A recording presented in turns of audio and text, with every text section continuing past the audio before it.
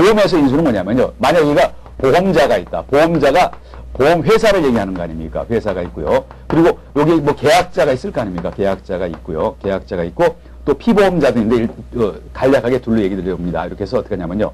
보험계약자가 있는데 쌍방간에 어떤 보험계약을 체결한다. 보험계약을 체결하게 되면요. 그 보험에서 나와 있는 의무를 보험자가 인수를 해버리는 거예요. 그런데 요약하기까지 일정한 절차가 있을 거 아닙니까? 현장 가서 대상물 확인해야 되죠? 보험 가입하겠다고 해서 무조건 다 가입시켜줄 수는 있는 건 아닌 거 아닙니까? 가입 안 되는 대상이 있어요. 그거 다 확인해야 되거든요. 그런 걸 다 확인한 다음에 일정한 절차에 의해서 계약을 체결해서 어떤 그 책임을 인수한다라는 그걸 얘기하고요. 그 인수할 때 일정한 지침, 이런 계약은 체결하면 안 된다. 저런 계약은 체결하면 안 되고 이런 내용을 여기서 담고 있고요. 또 계약 관리 업무라는 건 뭐냐면요. 계약 체결했다고 해서 거기서 끝나는 게 아니라 그 계약에 대해서 유지를 잘 시키고 또 계약 체결한 거 철회 신청 들어올 수도 있고 취소할 수 있고 무효할 수 있고 그 계약 내용 변경할 수 있는 거 아닙니까? 그거 자체가 전부 계약 관리 업무에 들어가는데 이 내용을 여기서 다루고 있는데 이거를 우리가 시험 범위라는 거 아닙니까? 그 여기서 그 목적을 여기서 나왔고요. 그리고 적용 범위를 한번 얘기를 드려봅니다. 두 번째, 지금 두 번째는 뭐냐면요. 지금 여기서 시험에 출제가 되는데 이 업무 방법서의 적용 범위에 대해서 얘기를 드려본 거예요. 그러면서 이 의미를 한번 쫙 보도록 합니다. 맨 처음에 뭐라 그랬죠? 한번 제가 써보면서 얘기를 드려봅니다. 우리가 보험과 관련되는 법률이 있다. 한번 써본 다음에 의미를 다 볼게요. 법률이 있고요. 또 농업재해보험법이라는 게 있군요. 농업재해보험법이라는 그런 법이 있고요. 보험법이라는 법이 있고 그리고 감독규정이 있다. 왜 감독규정이 여러 번 나왔겠습니까? 지금 농협 NH 농협손해보험에서 금융기관인 거 아닙니까? 금융기관은 뭔가 각종 감독이 되게 많아요. 그 감독규정이라는 게 있고요. 또 그리고 회사 내규, 보험회사 내규가 있다. 내규에 의해서 보험 업무 처리할 거 아닙니까? 그리고 금융감독원에서 정하는 사항, 금융감독원에서 감독원 여기서 정하는 사항. 이거 외에 이외에는 업무 처리할 때 이 방법서에서 정한 거를 적용을 하라는 얘기를 여기서 한 거 아닙니까? 그러다 보니까 뭐냐면요. 보험 관련되는 법에 나와 있으면 이 법에 서로 충돌이 되면은 이거로 가야 돼요. 이 내용과 이 방법서가 충돌되면 이 내용대로 가야 돼요. 그래서 여기 없는 부분에 대해서는 어떤 우리가 농작물 재해보험 관련해서요. 재해보험 어떤 거 관련해서 이 규정을 이 방법서의 내용을 적용하라는 얘기예요. 그래서 한번 봅니다. 보험법률에 뭐가 있냐면요. 보험업법이라는 것도 있어요. 보험업법도 여기 있고요. 또 상법 중 여러분 1차 과목 중에 있었죠. 상법 중 보험편. 이거는 아무래도 요거보다 상위에 있는 거 아닙니까? 그 농업재해보험법은 뭐냐면요. 지금 농업과 어업이 재해에 취약하다. 그러다 보니까 거기 재해 입었을 때 보상해주는 그런 보험과 관련되는 제도를 규율하는 게 바로 농업재해보험법이고 이 농업재해보험법은 2001년 3월 1일서부터 시행되고 지금 시행되고 있어요.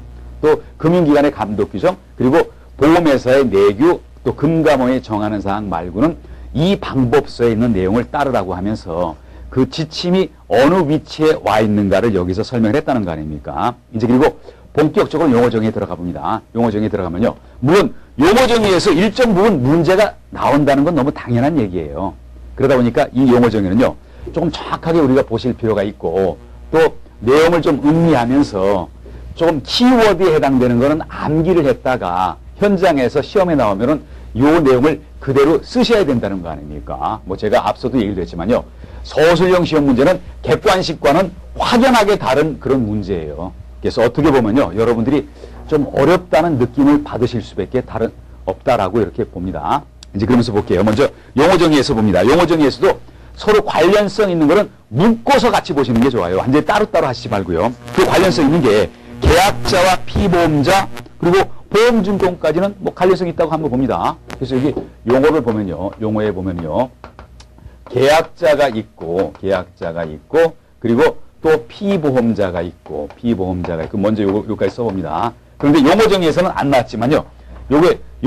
여기에 보면은 보험자도 있다고 제가 얘기를 드려봅니다. 보험자는 쉽게 얘기하면요. 이거는 보험회사예요. 보험회사거든요. 그러면 한번 이렇게 봅니다. 계약자가 계약자와 보험자 간에는요, 보험자 간에는 어떤 보험 계약이 성립될 거 아닙니까? 계약이 성립되잖아요. 성립되는데, 그런데 한번 봅니다. 어떤 분은 이런 분이 계시거든요. 여기 피보험자하고 계약자는 어떤 관계냐 이렇게 하는데요. 피보험자와 계약자가 동일한 경우도 있고 동일하지 않은 경우도 있어요. 계약자라는 거는 계약 당사자를 얘기하는 거 아닙니까? 여기서 계약 당사자거든요.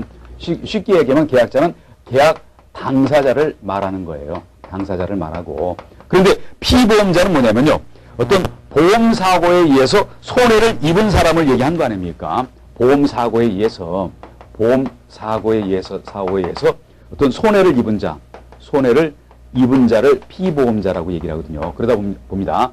계약을 체결한 사람과 손해를 입은 사람, 이 사람이 반드시 동일하지는 않아요. 대부분 같지만 다를 경우가 있어요. 그렇기 때문에 별도로 계약자와 피보험자를 달리 써놨다는 거 아닙니까? 그래서 여기 또 계약자의 의미를 봅니다. 계약자의 의미에 대해서 그게 둘로 얘기를 했잖아요. 뭐냐면요. 보험료 납부 의무를 진 자. 보험료 납부 의무를 진 자. 그래서 계약을 체결하고서 보험료를 내는 사람을 계약자라고 얘기를 해요. 그리고 피해를 입은 사람을 우리가 거기 피보험자라고 얘기를 한다라고 봅니다. 그러면서 계약자의 두 번째 뭐라고 했죠? 계약자는 농업인이 됐던 농업인 그리고 임차농 요거와 관련이 없다. 요거와 관계없이라고 얘기를 했잖아요. 그래서 결국 뭐냐면요. 내가 농업인이 아니라도 계약 당사자가 될 수도 있다라고 얘기를 한 건가 아닙니까? 농업인이라는 건 쉽게 얘기하면요. 어떤 예를 들면요. 우리가 농지법에 의하면은 일정 면적 이상의 어떤 농작물 재배를 하거나 뭐 그런 자를 농업인이라고 하거든요. 근데 그거 해당 안 됐다 하더라도 어떤 계약을 체결할 수가 되고 또 내가 소유자가 아니라 소유농이 아니라 임차농이라 하더라도 계약자가 될 수 있다라고 얘기를 여기서 한 건가 아닙니까? 그래서 여기서 나왔던 건 뭐냐면요.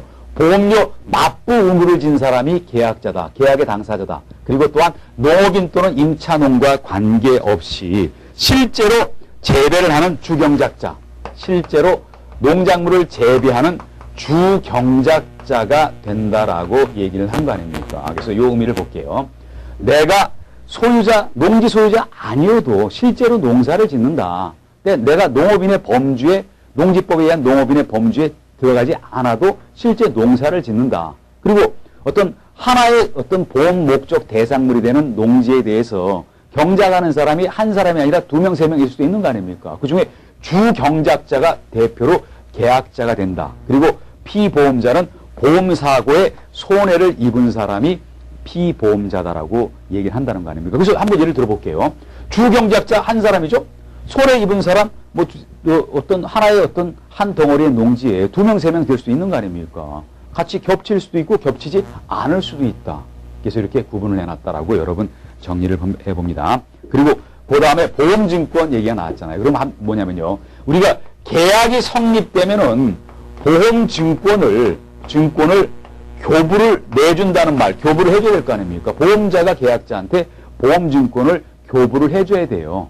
그러면서 이 보험증권 안에는요, 그 보험계약의 내용이 전부 기재가 돼 있어요. 그래서 계약 성립과 계약이 성립된 거예요. 계약의 성립과 내용, 요게 보험증권 안에 들어가 있다는 거 아닙니까? 그래서 여기 성립과 내용을 증명하기 위해서 보험증서가 필요하다. 그러면서 보험자가 계약자에게 내드리는 그런 증서를 보험증권이라고 얘기를 한다는 거 아닙니까? 그래서 별거 아닌 것 같죠, 여러분? 그렇지만 만약 시험장 현장에 가서 우리가 이 어떤 용어를 하면서요, 용어를 한 3개쯤 하면서요, 각각의 용어의 정의를 쓰시오 그랬을 때는요, 정리가 안 되면 외울 수가 없어요. 그래서 키워드 얘기 들어봅니다. 계약자라는 얘기 나왔을 때는 뭐라 했죠?